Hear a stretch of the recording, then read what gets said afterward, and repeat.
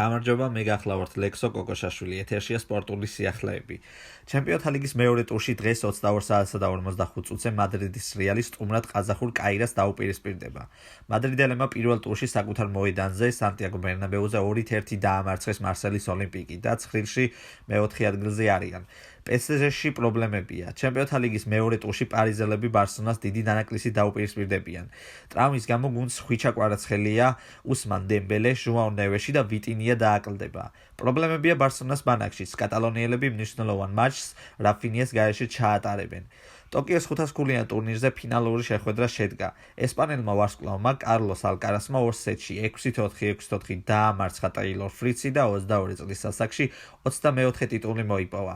რაც შეეხება ბეიჯინგის ფინალს, აქ მსოფლიოს ყოფილმა პირველმა ჩოგანმა იანიკ სინერმა დანილ მედვედევი 3 სეტში 6-2, 3-6, 6-1 დაამარცხა და მორიგი ტიტული მოიგო.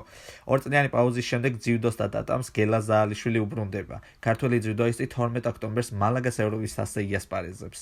შანხაის მასტერსზე ასპარეზობის სურვილი გამოთქვა ნოვაკ ჯოკოვიჩმა.